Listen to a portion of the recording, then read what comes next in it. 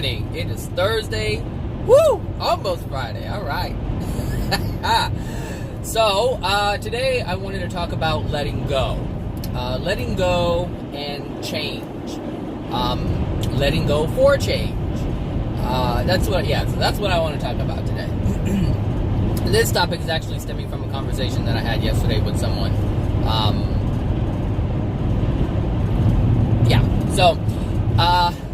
So if you're listening, hello.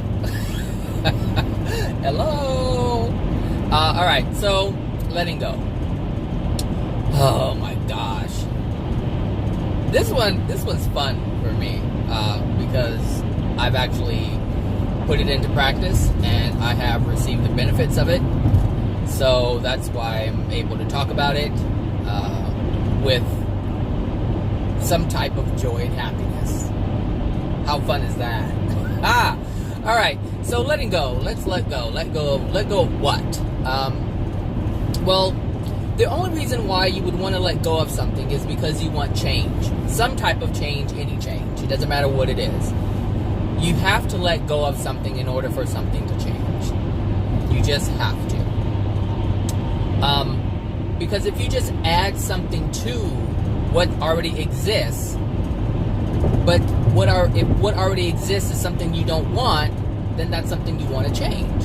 If it's something in your life, if you're experiencing something in your life that is making you unhappy or preventing you from having joy and happiness, and in this case, both of these things were happening to this person, where they are experiencing someone in their life who is a negative person, or they only focus on the negative things that are happening within their world, within their life, and they share it with another person, and it's a real downer for that person, and it makes the person uncomfortable.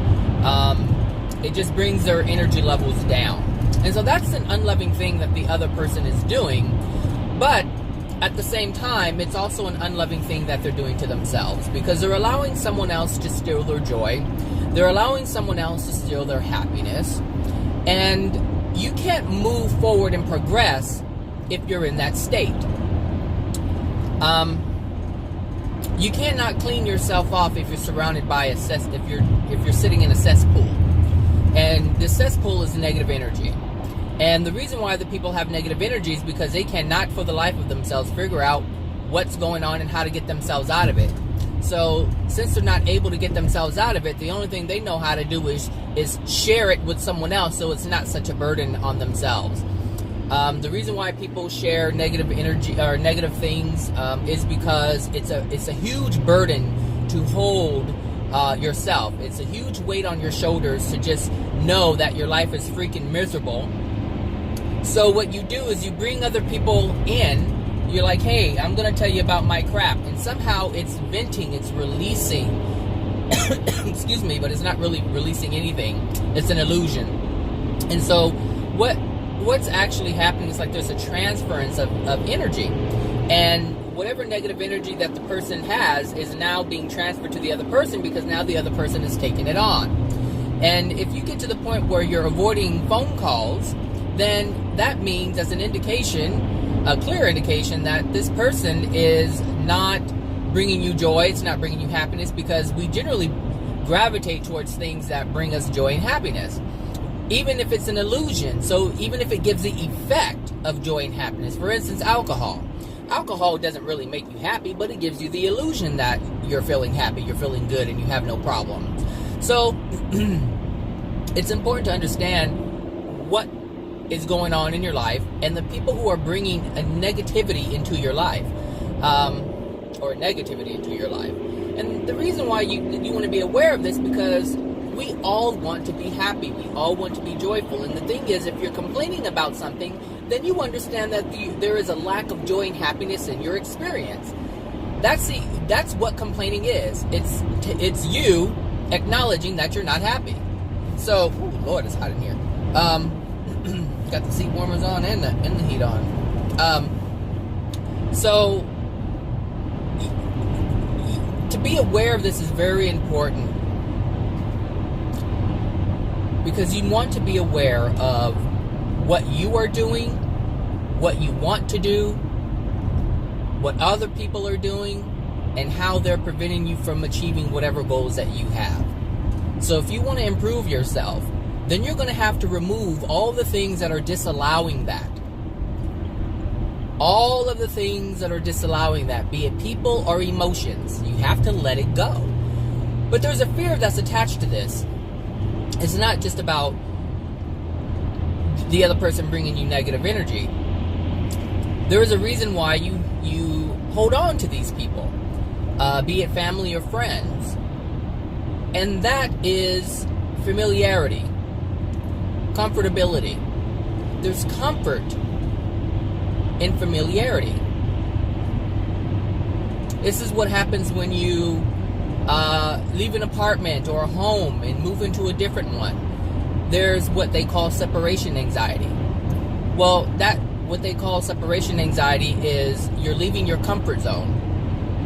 And so we're aware of, we're okay with the unhappiness, but because there's been so much unhappiness and negativity, you're afraid to incur anything new.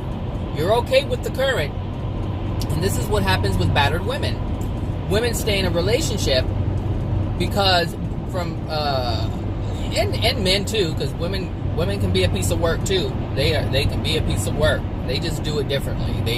They just do it completely. Men usually just physically abuse. Sometimes they mentally abuse, but women, they like to manipulate and use the mind and tear a person down. So they do it, but they do it differently. So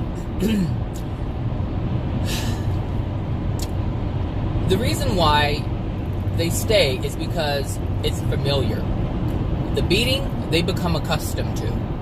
They're not dead, and that's what they fear, is dying. That's the biggest fear that people have on the planet, is dying. And since they experience this abuse and they're not dead, and they know it's a possibility, they feel that this person will never kill them. So they stay, because that's the lesser of two evils in their mind. That the fear of being hit is not as big as the fear of being dead. So they stay with the abuser because they don't want to leave that person and end up with another one. Because they have a fear. A woman who is being beat like that, they have a fear of men. And so they don't know what another man is capable of. And there's also some other fears that are going on in a situation like that. Like, how are they going to pay their bills? If they're not working, if they don't make enough to work, then they're dependent upon the income of the man. And sometimes the man lets them know, you can't make it without me. So that fear is instilled and it's reinforced. A woman may feel as if, like, how am I going to raise my kids? How am I going to feed my kids? How am I going to do this? How am I going to do that? So there's other fears that are bigger than the fear of being beaten and hit in the face and bruised all over. So we accept the pain because we're fearful of another pain. And that other pain is, like I said, the fear of not being able to make it on their own, or what another man could possibly do to them. And it's the same thing with friends. But there's a comfort within it. Even though they're being abused or they're having their joy stolen, there's still comfort in that. Because someone may dump all their problems on you, but you understand that at some point you're always able to do the same. So even though someone doesn't like someone dumping all their problems on them, at some point they have done the same thing with that person. And that is the reason why they stay. So it's no longer about my joy and happiness. It's about what can I get from the other person. And this is a codependent relationship that happens between most people. You don't like what someone does to you, but you don't want to give up what you're able to get out of them. That is a codependent relationship.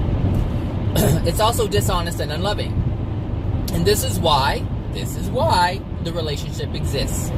Because you both hold something that's unloving within you, and you're both willing to use each other for your own selfish gain. So if you really want to change, if this is truly what you desire, you will give it up. And the reason why you'll give it up is because you'll know, if you truly want to change and be more loving, to have your soul in a better condition, you will give up the unloving thing that you are doing, that you have access to. Let that sink in. Let it sink in. So you have to let go of the things that cause you harm. And you also have to let go of the addiction that's keeping you there. Because that's the only reason why someone stays, is because there's an addiction being met. An addiction meaning there's something in place that's bringing you comfort, not joy, but comfort. It may be bringing you pleasure, not joy, but pleasure. Joy and pleasure are the two different things. So, pain sometimes can be pleasurable to some people, but it doesn't bring them joy.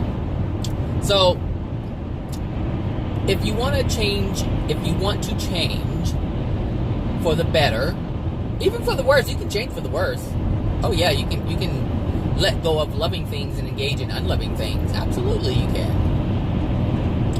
Because at some point, you can be a person who is a vegan and they work out all the time, and you take care of your body and you watch what goes into your body, and then all of a sudden you decide you want to try some drugs. And at that point, you're letting go something and you're incorporating something else. So you're letting go the maintaining of a healthy body for something that's toxic. And so you can let go both ways, but I'm not talking about that way. I'm talking about changing for a more positive, joyful, happy, constructive way. So with friends and family, the reason why we hold on to friends and family is because we don't want to be alone. That is the biggest thing, is we don't want to be alone. We stay with our abusive friends and family because, for the most part, people feel, who else do we have? Who else do we have? That's why most people stay. I know that's the reason why I continually stayed around certain individuals, because I didn't want to be alone. Well, I'm not like that anymore. That's not my goal. I don't have to have that addiction. It's not an addiction. The reason why that addiction doesn't need to be met is because I've got rid of that feeling. There's more of I'm more self-sustained in terms of I have love for myself and I don't need it from anybody else. I don't need praise from anyone, and I really never needed praise from anyone. I think it's even at work, if I were ever praised or given an award or something, it was ridiculous.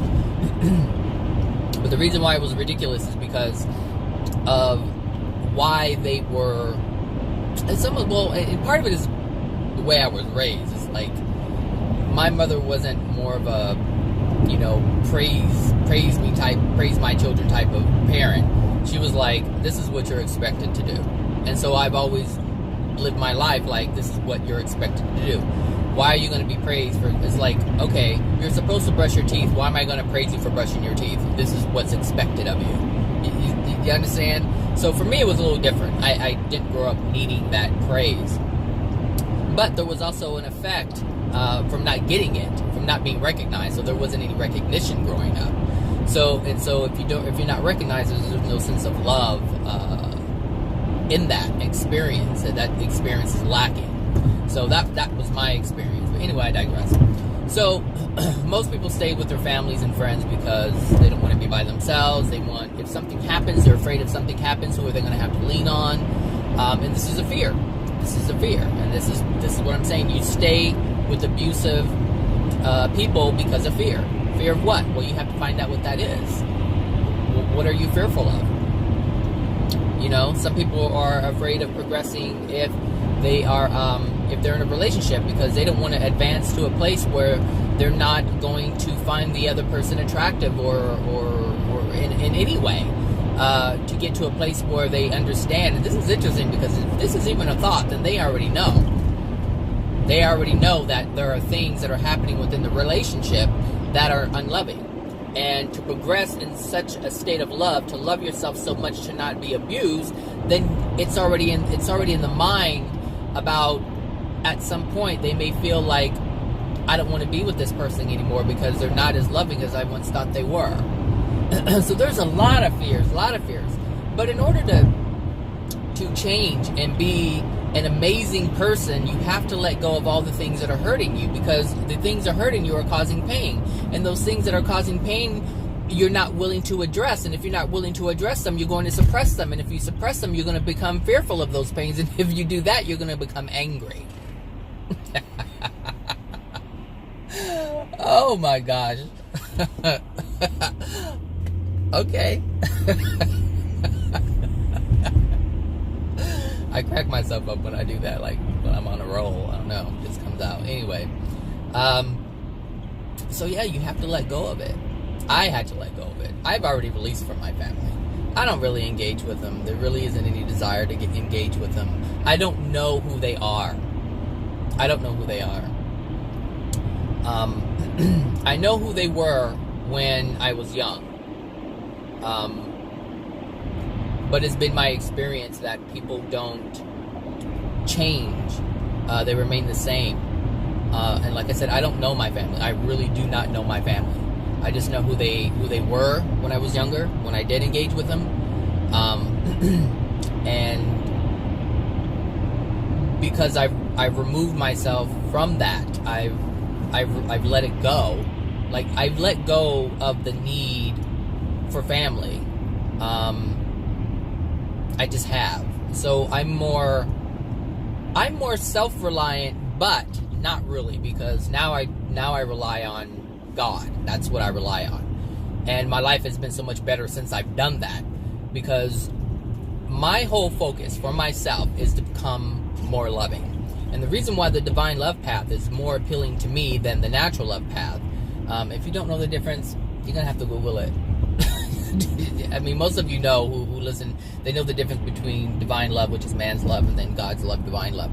But the path, they yield two different things. And so what I want out of my existence, natural love cannot provide me. It cannot provide that. So just like, I guess I can equate it to, I'm going to go in front of you. I don't like being back of bands. You can't see anything when you're back of a band. You can't, like, you know, predict what the cars ahead are going to do. So anyway,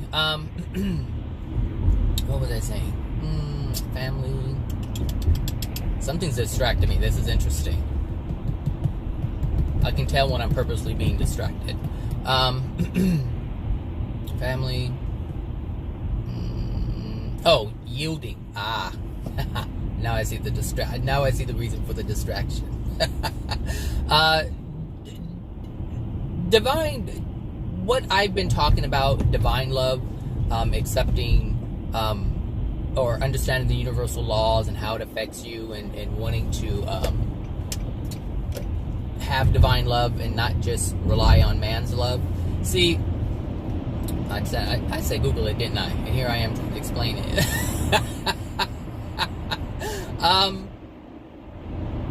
Anyway, my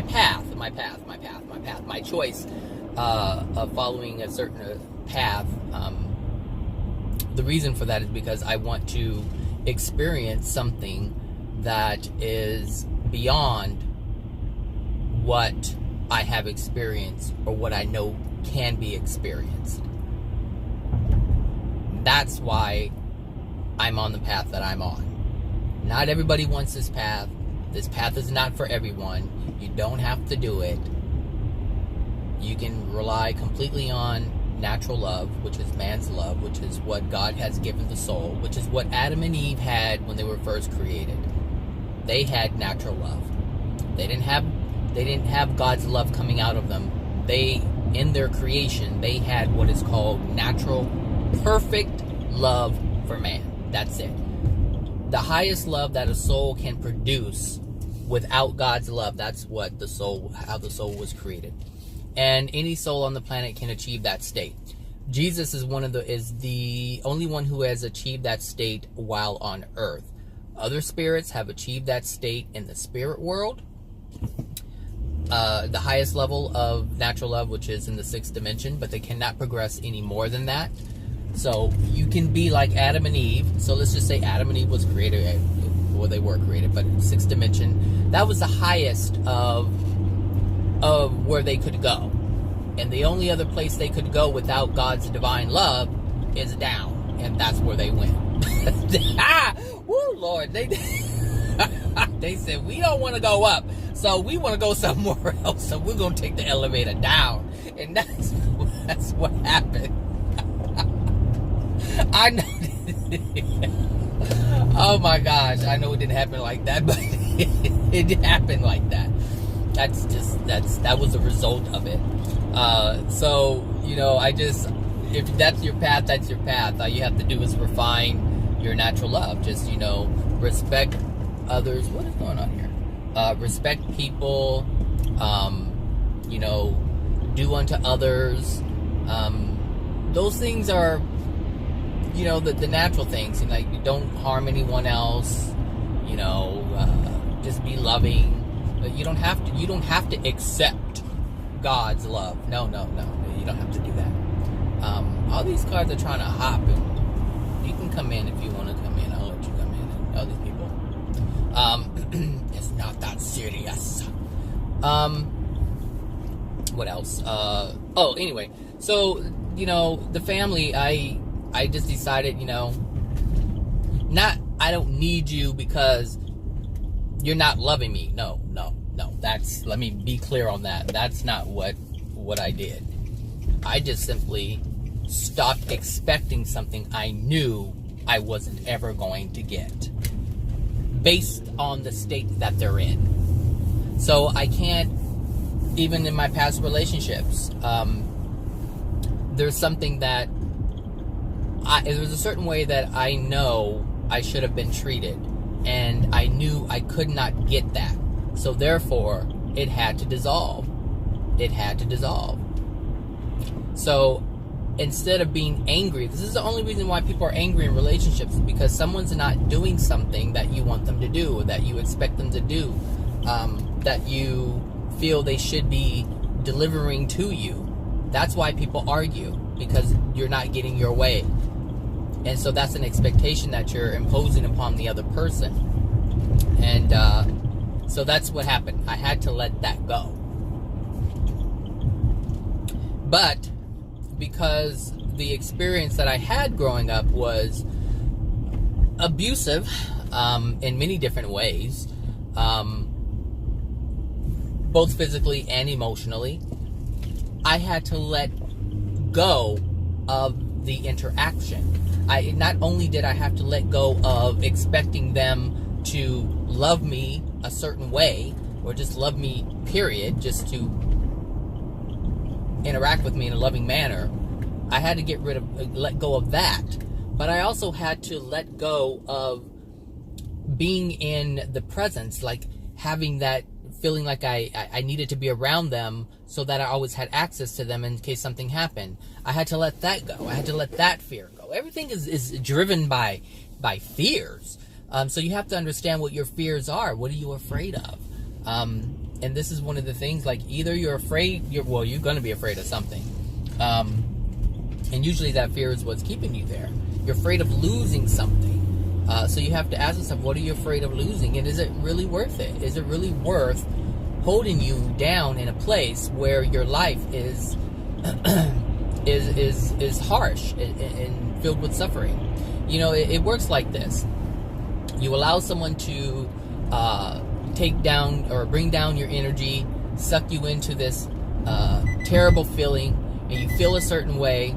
And because you feel a certain way, now that feeling is coming out of you, and now the law of attraction has to respond to that and bring you a negative experience, which is why you're having the negative experience, because you're taking, not only do you have the stuff within your soul that you've generated on your own and your parents gave to you, but now you're taking on someone else's stuff.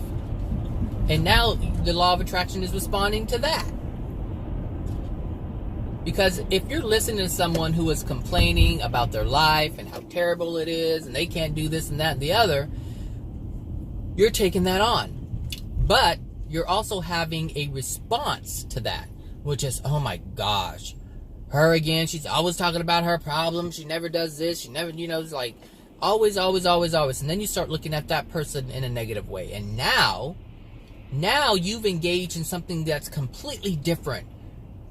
Now you're being the one who is judging and condemning, but you're only judging and condemning because you're not allowing yourself to escape from the emotional abuse, because that's what it is. They're bringing down your energy, but they're doing it, they're beating you up with emotions, but you're taking it on, and now you're generating these thoughts and emotions and feelings towards a person, to the point where you don't even want to answer the phone. I mean, this is what's happening. And so this is how you destroy yourself with your free will. So you have to love yourself. And if you can't let go, that means you're not ready to love yourself in that way. That means you still have things within you that are allowing you to destroy your happiness, your joy. And if that's destroyed, then your body starts suffering as well. Because the soul is now taking on more negative energy, and when you take on negative energy, it disallows the soul to maintain a healthy body. So anyone who you see is sick and falling apart, it's because their soul is so bogged down with negative energy, big globs of negative dark energy. And so the energy that's naturally within soul is bright. It's white and bright. It's a big brightness. It's a very powerful energy. And as you take on emotions, it hampers that brightness. And so the more you take on, the more you're not able to have the life force, because that's what that is. When you come in, you have a strong life force. And so children, you can tell what kind of life force they have in their soul based on how they come out. So some children will come out with deformities, physical deformities. There will be some mental issues going on. There will be some issues with the organs. All of this is a representation of the energy within the soul. And so if that's the case, then that means that the parents have so much dark energy, that it transfers to the soul, and so it hampers the development. It changes. It doesn't allow, the soul doesn't have the power to make a pristine body. It does not have the power to do that. So it develops the best way it can. It's like, okay, this is what I have to work with. And it's like, if you've been poor, then you'll know what this means.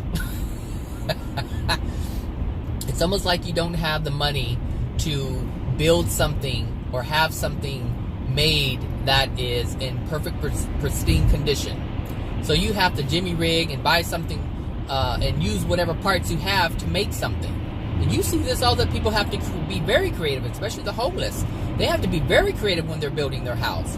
They don't have the resources to lay down a foundation and have the wood and the stucco and the nails and the tools and the shingles and everything. That they don't have that. They can't make a beautiful home. They don't have the resources to do that. And so the soul, if hampered, doesn't have the resources to make a pristine body. And it's the same thing. So as an adult, the same thing happens. The soul is what is sustaining your body. The soul is what is sustaining the life force of the body. And God has designed it in such a way. God has designed the physical body in such a way that, so how should I say? There are people who live on sunlight. They live on light. If you don't know about this, I think it's called sun gazing.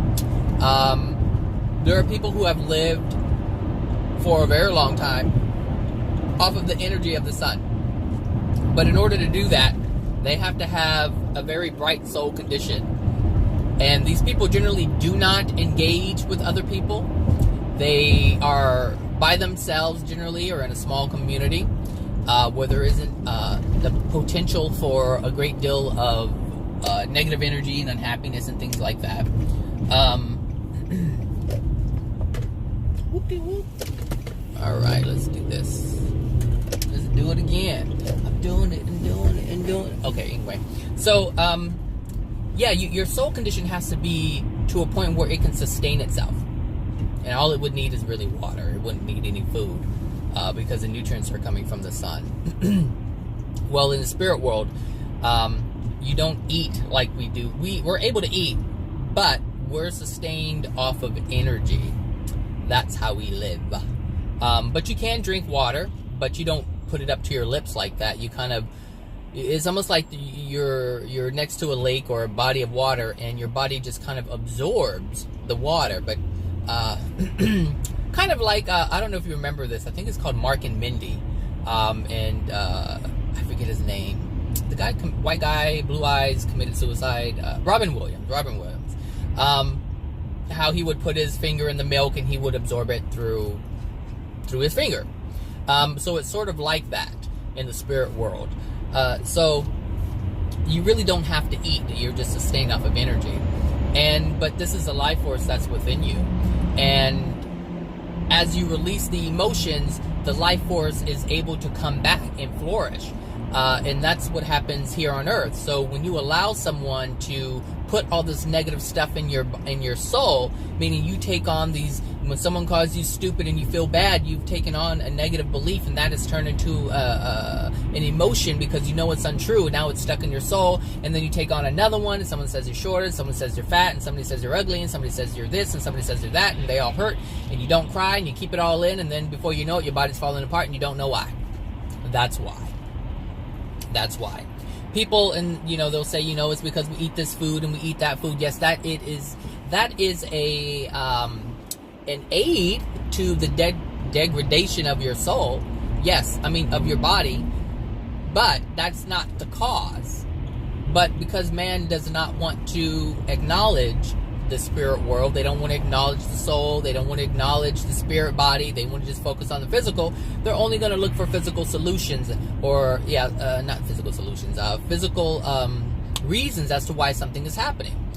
So when I walk around saying that disease comes from emotion, people look at me like I lost my mind.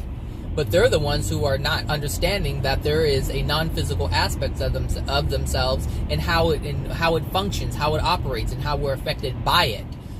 So this whole energy thing is really important to understand. It's important to know. If you don't know it, then know it. And if you don't want to know it, then you know what? You're just going to be governed by things you don't know.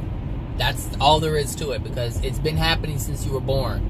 Since before you were born, as soon as you came into your mother's womb, you are being governed by laws, by external things that are non-physical that you have no clue about, and still have no clue about on some things. If you're listening to my videos, and you're starting to learn that there are other things at play. And these other things that are non-physical, oh no, please don't tell me the express lane is jacked up. Oh, where's my thing? Oh, it is jacked up. That's no good. Oh, where's the thing? Oh, there it is. It fell. My fast track fell. I gotta get some kind of glue or something. I hope the fast track is not jacked up. That is not cool. Why are people driving so slow? Okay, good. Woo-wee. Ooh, if I didn't have fast track, I would be so late. I had to leave at 5 o'clock in the morning. And I don't want to do that. Okay, so energy. I don't know if that's the policeman. Is that the policeman behind me? The policeman. So no, it's not the policeman. I think that's what we used to call it as kids. That's the policeman. Now it's just the police. Anyway, you have to let go of this stuff. I did it with my family. I'm not saying that I would never, not talk to my family. No, that's not what I'm saying. There just hasn't been any reason. There hasn't been any reaching out from them. And I haven't reached out, and so it is what it is. But I'm fine. I'm doing good. I know the people that I know. The thing is, if you let go of your friends and family, the ones that are abusive, I'm not saying just do it to everybody, but if someone's abusing you, then you have to love yourself enough to not let them abuse you. You don't have to take it. But if you're continually taking it, then what you're saying is, this is what I'm worthy of. That's what you're saying is, I am okay with someone berating me. I'm okay with someone tearing me down. I'm okay with someone making fun of me. I'm okay with being around people who don't want to deal with problems. So if I mention something, they're not going to acknowledge it because they don't want to deal with the problem and they don't think it's a problem. It just keeps going on and on and on. So you have to understand that if you're experiencing this, it's only because you're allowing it. And you're only allowing it because that's what you think you're worthy of. That's it. So you're worthy of abuse, then you will continue to be abused. When you feel that you are worth more than that, you'll leave them in a heartbeat and won't think twice about it. And it's not because you hate them. It's not because you want to punish them.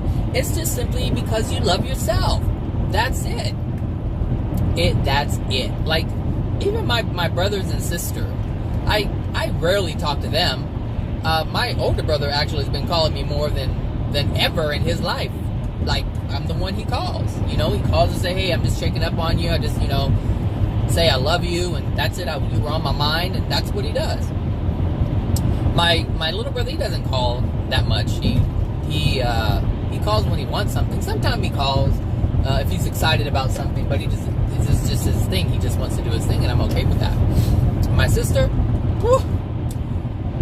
we used to talk a lot. We used to talk all the time, but it's where we even get a text message. I think if a text message comes through, it's a question about something, but she won't even pick up the phone.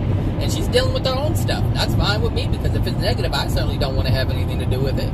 And if I have help and she don't want help, then there is no point. And that's the law of attraction happening.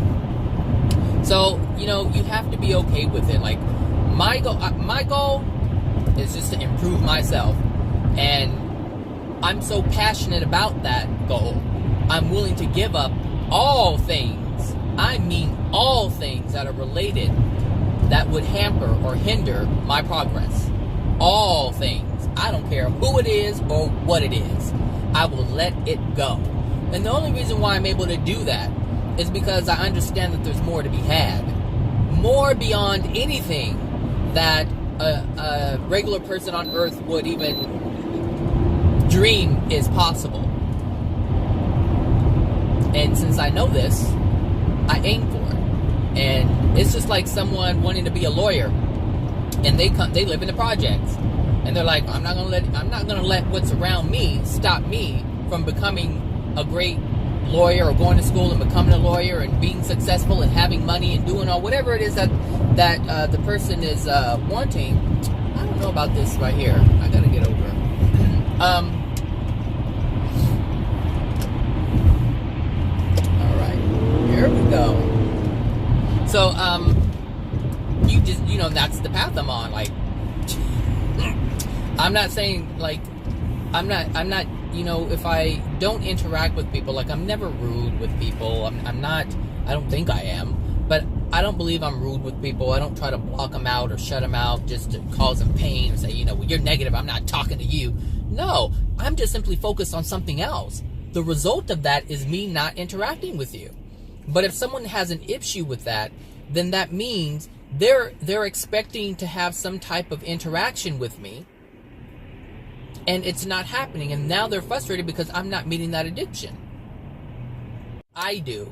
It knows the intent of the intent of the person who wants to engage with me.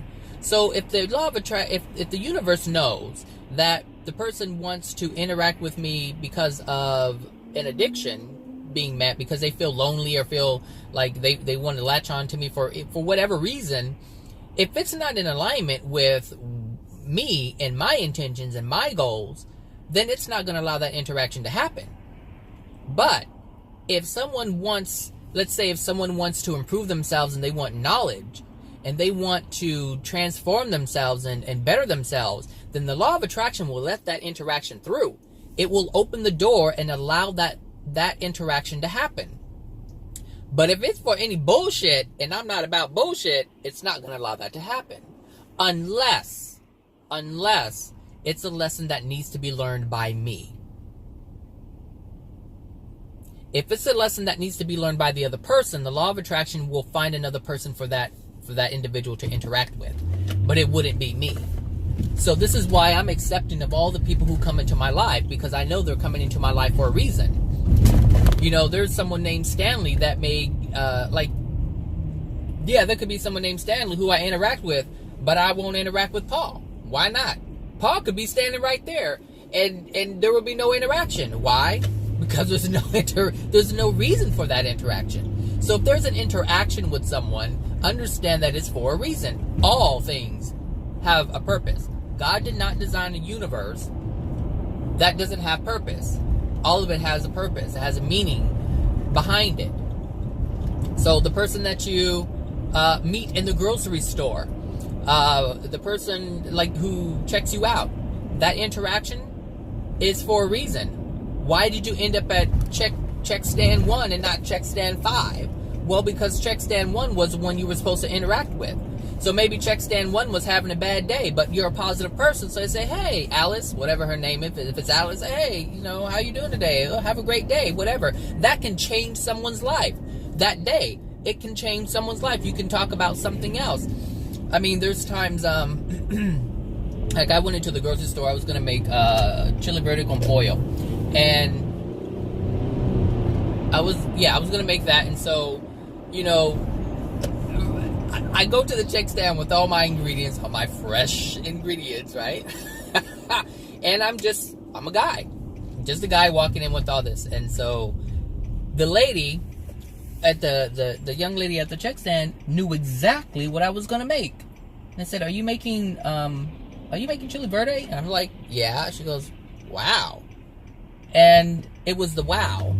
It was the wow that got, oh, come on. It was the wow that stood out.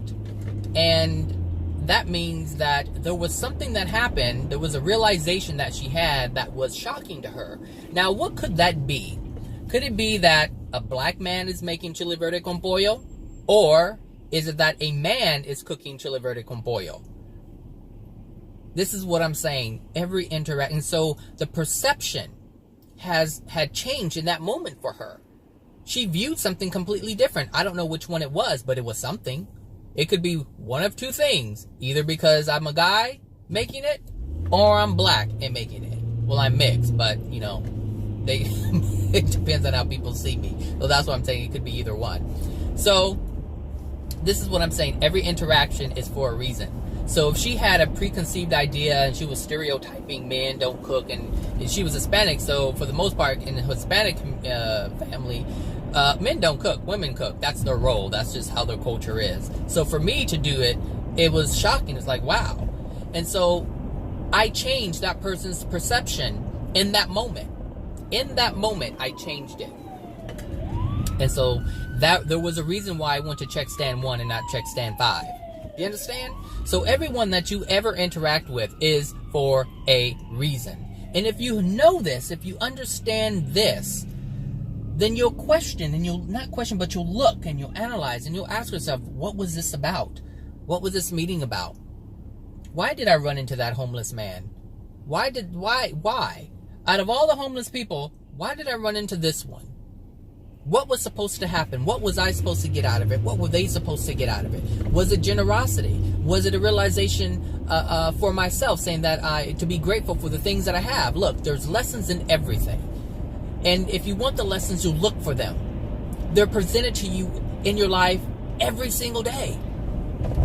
So reach for them, get them, absorb them. All right, everybody.